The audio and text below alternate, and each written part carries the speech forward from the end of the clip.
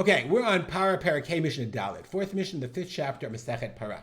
Remember, we said that as careful as they were being, I mean, super duper careful, then they would go and they made the Kohen who was going to do the Parah Adumah stuff basically purify himself 7 times with every single Parah Adumah ashes that ever was made.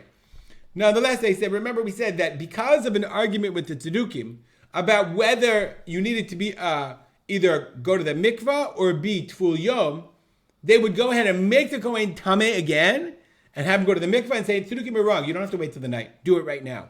So not only would they do that to the Kohen, they would also do it to the vessel that they put the korban, the Parah Adumah ashes in.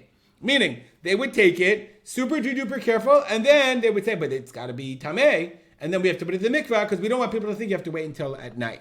So now, our Mishnah is now based on that introduction. Our Mishnah is going to talk about a shofar. The shofar is like a pipe. I think I looked it up. A shofar is a tube, right? A tube or a pipe, okay? So let's say you have a tube. I don't really know why you need it, but you cut it for a chata. Now, everything they used, remember the Parah Adumah, they would want to be recognizable, that it didn't have to be Ha'erav Shemesh. So normally, if you have a kli, you would still take it to the mikvah. If you have even a brand new kli, normally, okay, you would pick kelim anigmarim b'tahara, kli that you made totally tahara, tzvichim tvila lakodesh. It would normally just take it to the mikvah. Why? Shema nish'aba kli broke. Maybe there was some spit that came from an ama aretz and it was wet and it made it tameh. But this tuma, the rule was that tuma didn't require herav shemesh, only tefillah. So you made this shofar, you made this tube, and like every other kli, you're now going to take it to the mikvah because they took every kli used in the Beit Hamikdash to the mikvah. So the question is, though, wait a second, but you're going to use it right away. You're not going to require herav shemesh. But is there super duper hekera? Hekera means, can people now know that you're using it because you don't require Tful Yom because it's dukim, or they're going to say it's like everything else? That's the nature of our machloket. So Rabbi Lezer says, "Yat b'yomiyah, you be tovel it and use it right away." Why? Because I hope I explained this properly. Rabbi Lezer says, "Mikol makom ika hekera." Hekera means recognizability. You can see, you can tell. Mishum de legabei parat chatat asa'ua, because that you put it in the mikvah because of parat chatat.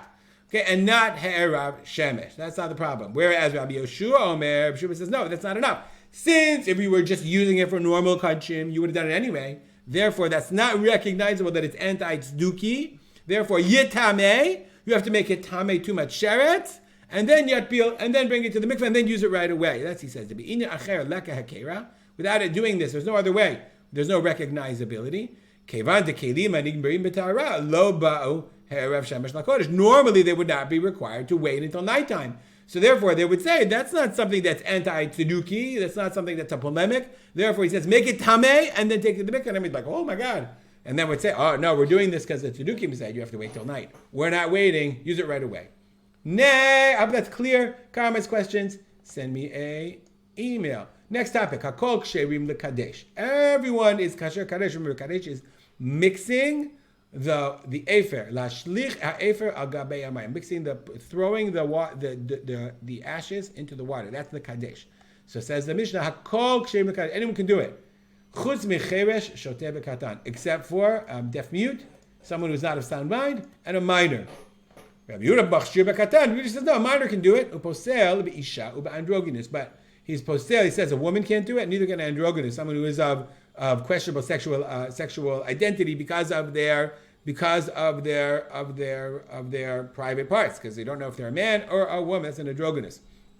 So the Mishnah says everyone is kasher, even women, because it says asaf ish tahor et efer ha'parah. It says ish lachshir et azar, even on kohen tahor filu isha. They learn it from the Pesukim.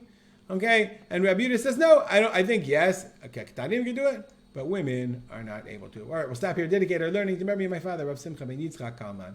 Make it a great day.